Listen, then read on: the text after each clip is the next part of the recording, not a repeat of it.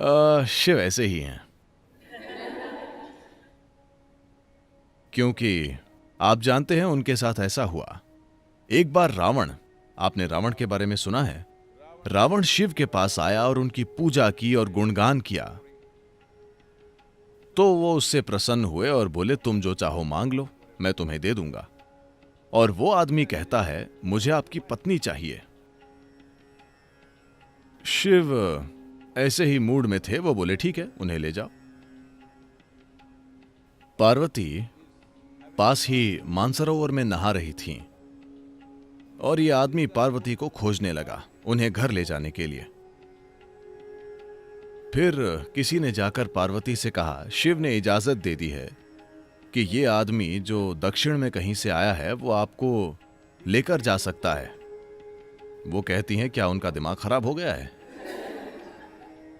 तो पार्वती ने एक मेंढक लिया और इस मेंढक को एक सुंदर स्त्री में बदल दिया। फिर उसे मानसरोवर के पास ही एक झील में छोड़ दिया, जिसे आज राक्षस ताल कहा जाता है। तो रावण सीधा राक्षस ताल गया और इस युवा स्त्री को देखा। उसने सोचा कि वही पार्वती है। वो उसे लेकर घर चला गया। फिर उसे एहसास हुआ कि वो मेंढक से बनाई गई है, लेकिन वो मंडोदरी थी, इसीलिए उसे मंदोदरी कहा जाता है, जो मेंढक से बनाई गई है। लेकिन वो सुंदर और अद्भुत स्त्री थी, इसलिए वो उसकी रानी बनी और वहीं रही। लेकिन उसकी फिर से किसी की पत्नी को हड़पने की इच्छा उसे अयोध्या ले गई। आप जानते हैं, आप वो सारी मुसीबत जानते हैं, वो दूसरा किस्सा है। लेकिन आपको यह समझना चाहिए कि जिसे आप परम शक्ति या ईश्वर कह रहे हैं, वो भेदभाव नहीं कर सकता, है ना?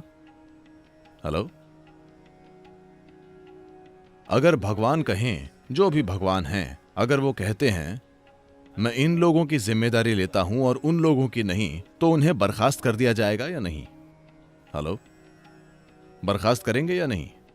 क्योंकि मूल रूप से ये एक रिस्पॉन्स है, एक असीमित रिस्पॉन्स। जब कोई चीज हर किसी को रिस्पॉन्स देती है, अगर उनकी चीज सही है, फिर हम कहते हैं कि ये ईश्वर है। अगर वो सिर्फ मुझे जवाब देती है, आपको नहीं, तो ये ईश्वर नहीं, ये मेरी पार्टी है ना?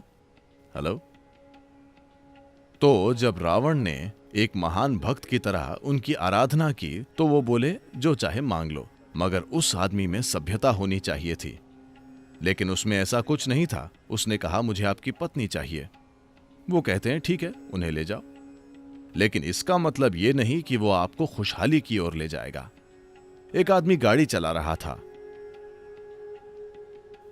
मेक्सिको में, और गैस खत्म हो गई। फिर वो पैदल चलने लगा। वहां उसने एक मठ देखा, जहां भिक्षु बहुत कम साधनों में गुजारा कर रहे थे। वो बोला, मेरी कार में गैस खत्म हो गई है, कुछ कीजिए। तो भिक्षु ने कहा, देखिए, हमारे पास यहां कुछ और नहीं है, हमारे पास कार नहीं है, गैस नहीं है, लेकिन मैं आपको खच्चर दे सकता हूं। आप खच्चर पर बैठकर अगले शहर चले जाइए, फिर वहां गैस लेकर वापस आ जाइए।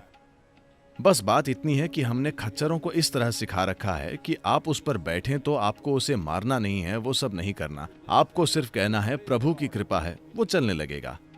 जब आप उसे रोकना चाहते हैं तो आपको कहना है, आमीन, वो रुक जाएगा। तो वो उस पर बैठा और बोला, प्रभु की कृपा है। वो चलता रहा, चलता रहा, चलता रहा, पूरे दिन सफर किया। फिर उसने देखा कि खच्चर सीधा एक खड़ी चट्टान की तरफ जा रहा था। वो उसे रोकना चाहता था, उसने ये वो सब किया, लेकिन वो मंत्र भूल गया। उसने सारी कोशिश कर ली, लेकिन खच्चर सीधा चट्टान के सिरे की तरफ जा रहा था। वो ठीक वहां पहुंचा, अगला कदम उठाने ही वाला था कि उसे याद आया और उसने बोला, आमीन। वो रुक गया। उसने नीचे देखा, 2000 फीट नीचे। हे भगवान, प्रभु की कृपा है।